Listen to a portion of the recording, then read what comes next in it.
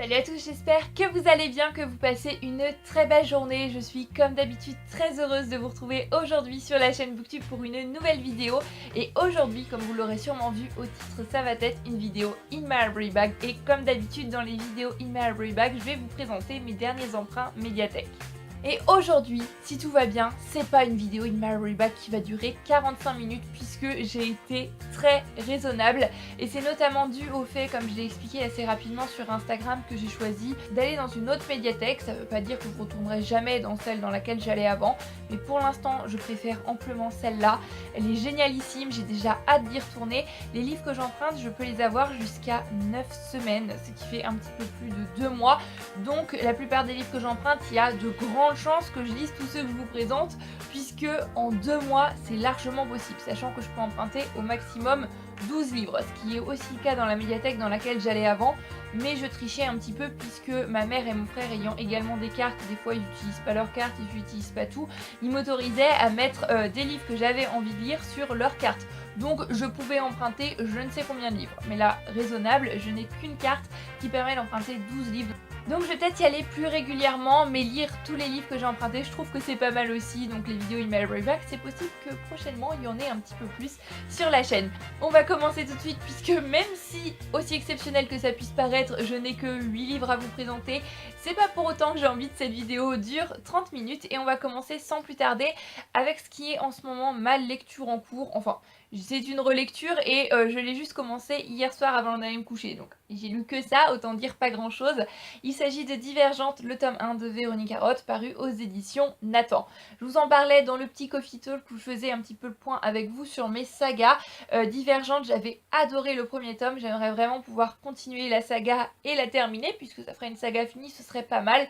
Mais il faut que je relise le premier, que tout se rafraîchisse un petit peu dans ma tête. Et autant dire, là j'ai lu 2 chapitres. Ce petit rafraîchissement ne fait pas trop de mal, mais c'est un plaisir de retrouver les personnages, de me replonger dans cette saga.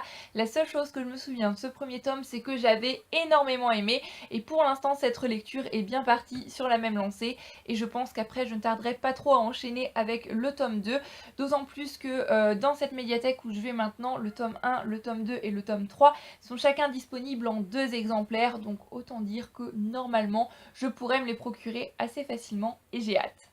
Pour poursuivre sur cette lancée des relectures pour pouvoir poursuivre et terminer une saga, j'ai également emprunté La pire mission de ma vie de Robin Benway, paru également aux éditions Nathan.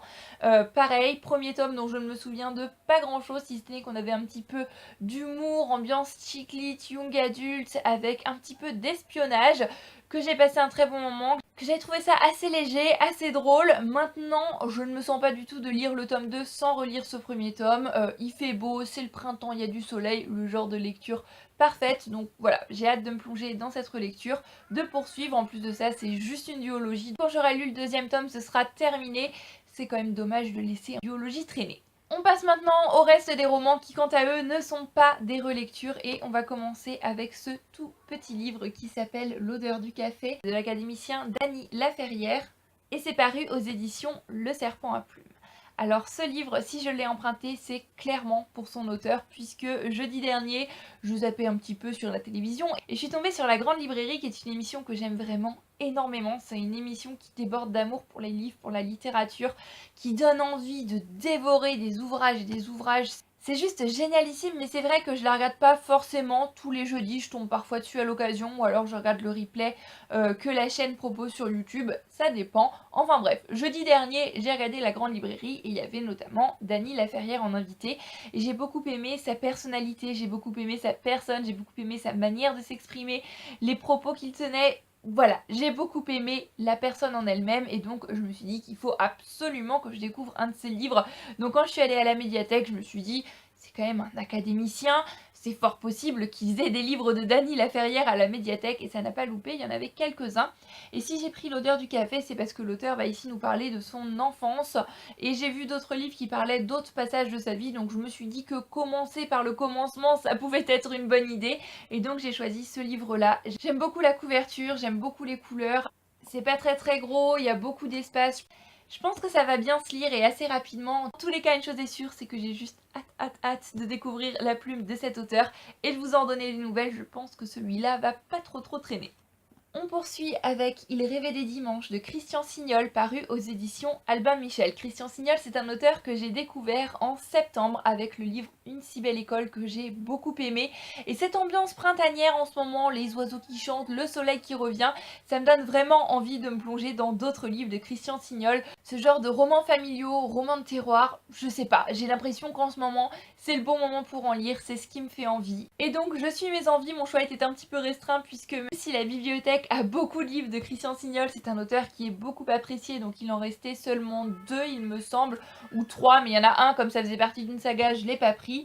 Et celui-ci me tentait pas mal, il me semble qu'il va parler de sa famille, du côté de sa mère en tous les cas. J'en sais pas trop plus, on va parler des dimanches dans la paysannerie, quelque chose comme ça. Et j'ai vraiment envie de pas trop en savoir, de me plonger dedans. C'est comme avec Une si belle école, je risque de passer un très bon moment. En tous les cas, j'ai hâte de retrouver la plume de Christian Signol que j'avais beaucoup apprécié. Avant-dernier roman, il s'agit d'un livre en VO que je suis juste super heureuse d'avoir trouvé, et c'est un premier tome, mais comme chaque livre peut se lire indépendamment les uns des autres, chaque chapitre indépendamment les uns des autres, je ne considère absolument pas ça comme une nouvelle saga commencée. Et trêve de suspense, il s'agit de Winnie the Pooh de Alan Alexander Mine, illustré par E.H. Shepard, ici dans une très belle édition en VO.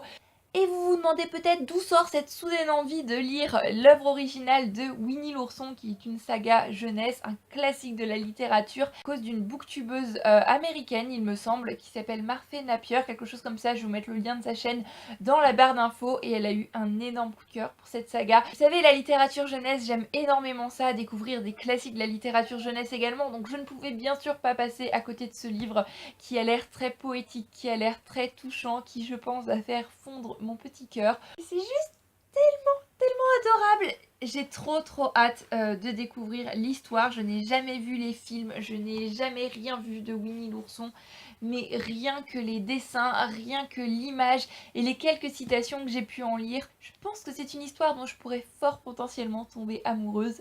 Donc on verra bien, et puis ça fera de la lecture en VO, et ça, j'en suis super heureuse.